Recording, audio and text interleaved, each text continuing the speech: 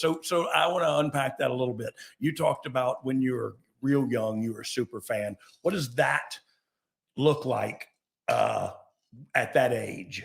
So it was 1988. Super fandom, you know what I mean? My parents at the time, babysitters were called Movie Gallery and Video Express and Blockbuster. So they took me to the video store. They would rent whatever movies they wanted to watch, the latest Mel Gibson or whatever. Yeah. But they knew, hey, he's got to find something. So they would usually back then put like the G.I. Joe cartoon stuff right next to pro wrestling. Yeah. So there's the double tape VHS of WrestleMania 4.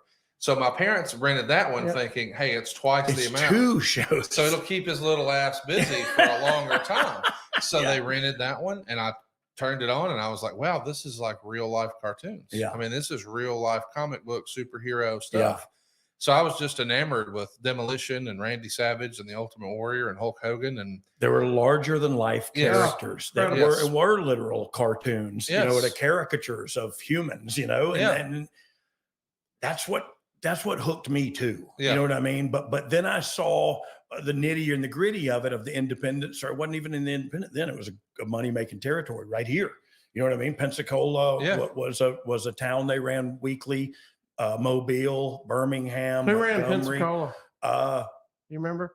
I don't remember who actually did it, but Continental, South, the Fullers, Continental, the Fullers always have for forever, right? So that's what I'd love to get into one day is have another one and just talk about the Fullers. You know what I mean? Because that's another family that really interests me a lot, and how wide they're spread through the wrestling industry. You know what's funny that you say that, because my dad grew up in Eclectic, Alabama. Have you ever heard of that? I have heard a tiny town that my dad's from. But his favorite wrestler as a kid was Jimmy Golden. Yeah. And I remember as a kid in 1989 or 90 being at my grandmother's house on a Saturday, flipping through the channels, and it was the Continental Show. Yeah. And at the time they were using that Billy Idol theme song, Rebel Yell or White Wedding, whatever at the open. It was. And I was just like, dude, I don't know what this is, but this is cool. Because awesome. I was used to watching the WWF and WCW. So it was really cool to see something else. And then my mom came in the room and she goes, oh, this is what I went to as a kid. Because when she was in Montgomery, they would do it at the Coliseum there. And that's the same place my dad took me to see WCW TV taping back then, the Coliseum. Yeah. So I remember that all because I grew up on a different side of the tracks. You know what I mean? Yeah. Both figuratively and literally. Like, you grew up on a different side of the tracks. When I pulled up in here, I thought I was going to get robbed. Right. So I live in a dangerous part of the beach. I'm just kidding. I had to avoid construction workers. Pardon my progress, they said. Well, and it's a little confusing because there's so many identical houses here together. So. Well, when I passed it and it said, my thing calls me an imbecile all the time. It was like, you passed it, you imbecile.